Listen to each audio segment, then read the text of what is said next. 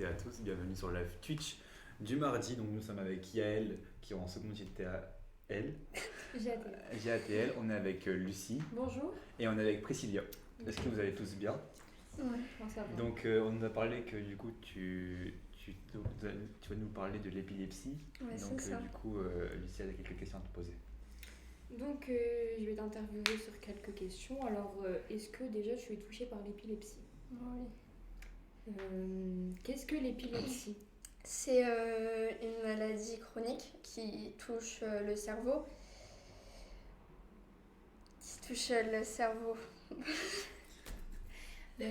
Comment reconnaître l'épilepsie? C'est-à-dire, c'est pas depuis la naissance, il y a eu un moment donné où les premiers symptômes ils sont apparus. Après, il y a peut-être différents cas, mais savoir comment t'as ressenti les symptômes de l'épilepsie? Pour moi, Oui, moi on l'a découvert en vacances, moi. d'accord. Et ça te dérangerait de savoir ça s'est passé comment ou... D'en parler, d'expliquer comment ça s'est passé? Non, ça m'envie pas d'en parler. Donc moi on l'a découvert le lendemain quand je suis arrivée en vacances. On était partis en vacances en tente en Bretagne. Et en fait, mon père, le lendemain matin, a entendu que j'étais sortie, mais que je faisais un drôle de bruit, comme un bruit d'étouffement, en fait. Et il est sorti, en me demandant ce qui se passait, parce qu'il pensait que j'avais déjeuné avant eux. Sachant qu'au départ, je devais aller aux toilettes, simplement. Je devais aller aux toilettes. Sauf que j'avais très peur. Donc, j'avais très peur de me retrouver enfermée dans les toilettes. Et c'est là que mon père m'a trouvée allongée par terre, en train de baver. J'avais bavé, j'étais inconsciente, je réagissais pas. Donc il a commencé à me faire un massage cardiaque, il a crié mon prénom et je me réveillais toujours pas. Donc ma mère s'est réveillée très inquiète. Elle s'est réveillée, elle a crié dans l'allée tellement qu'elle savait pas ce qui s'était passé. Et au final, on a appelé les pompiers. C'est là que, au final, au bout d'un certain moment, on a découvert que j'étais épileptique. D'accord. Et toi, au moment de la crise, t'as ressenti quoi? Est-ce que tu t'en souviens ou pas? Les seules choses que je me souviens, c'est de m'être réveillée, d'avoir prévenu ma mère que je sortais pour aller aux toilettes. Et après là, c'est devenu un gros trou noir. Un blackout. Ouais. J'ai carrément été perdue et le seul truc que je me souviens après, c'est que j'étais allongée dans un lit d'hôpital et j'étais dans une pièce et je voyais qu'il y avait des gens qui m'observaient derrière la pièce pour voir si j'allais bien. Et c'est les deux passages dont je me souviens. D'accord. Et comment reconnaître l'épilepsie? Parce que du coup maintenant je pense que ça t'est arrivé souvent des crises. Moi, à vrai dire, comment expliquer ça? J'en fais tous les matins des crises. Donc après, c'est des absences que je fais, mais bon. C'est des absences, donc des révulsions oculaires, mais j'en fais pas souvent. C'est des crises tonico-cloniques, donc celles où on tombe et qu'on tremble et qu'on est inconscient en fait. D'accord. Ça, j'en fais pas. J'en ai fait qu'une seule fois. Les 3 seules crises que j'ai faites, c'est tonico-clonique, les absences que je fais d'ailleurs encore, et l'état de mal, celle où ça a duré 24 heures. Oui, quand même. Mais par exemple, nous, en tant que non-épileptiques, quand nous assistons à une crise d'épilepsie, qu'est-ce qu'on peut faire? Est-ce qu'on a le droit d'approcher la personne? Est-ce qu'on a le droit de la retenir? Parce que je sais, moi, par rapport à l'épilepsie, qu'une personne se débat beaucoup. Ouais, ça c'est une crise tonico-clonique, oui, la personne se débat beaucoup, elle fait des gestes vraiment très brusques, donc ça peut, si on touche la personne qui est en train de faire une crise, ça peut blesser la personne clairement qui la touche en fait. Et est-ce que l'épilepsie, ça peut toucher tout le monde ou il y a beaucoup de cas ou il n'y en a pas beaucoup? Il y en a beaucoup. Ça touche les enfants, les adultes. Voilà. Est-ce que ça peut être héréditaire? Est-ce que personnellement, toi, ça a été héréditaire pour toi ou ça apparaît comme ça?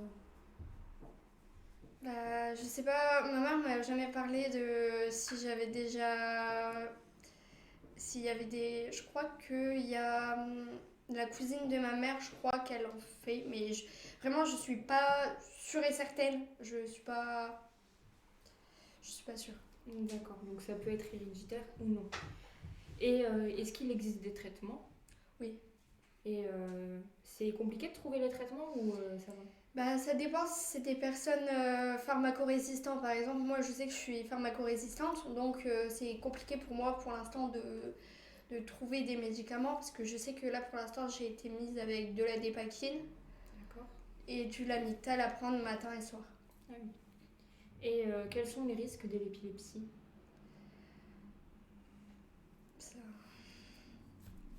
Parce qu'à force de faire plusieurs crises, personnellement je sais pas à quoi ça peut mener, mais je pense qu'il peut y avoir de graves problèmes de santé par la suite.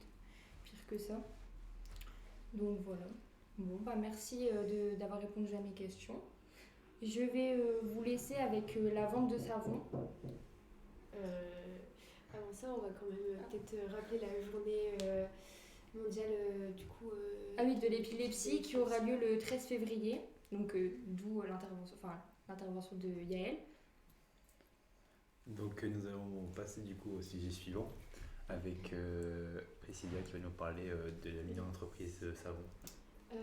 Donc aujourd'hui je vais vous parler du coup de la vente de savon qui va se passer jeudi au CDI et donc la mini-entreprise du coup s'appelle Savonnette et voilà en édition spéciale à la Saint-Valentin en forme de cœur. Voilà, c'est des arômes, c'est des savons totalement naturels. Je vais vous présenter du coup la deuxième mini-entreprise. Arôme at Home qui sont des pochons naturels avec des arômes comme la ciboulette, le romarin, de la menthe ou du basilic. Donc on peut accrocher ça dans la cuisine, tout ça. Voilà. Donc, donc si vous êtes intéressé, n'oubliez pas donc du coup que ce sera au CDI pour le savon et l'entreprise on peut trouver aussi au CDI pour la ciboulette. Oui, c'est parmi une commande. Donc si vous êtes intéressé, donc je sais pour le savon il y a Béranger qui est dans notre groupe qui s'occupe qui est dans cette mini entreprise, donc allez le voir comme ça lui fera plaisir.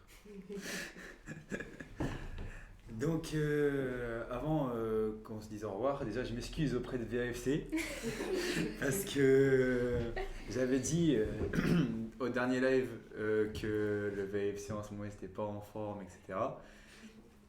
Que là je les félicite parce qu'ils ont battu 3-1 Laval, en plus avec plein de fans du lycée.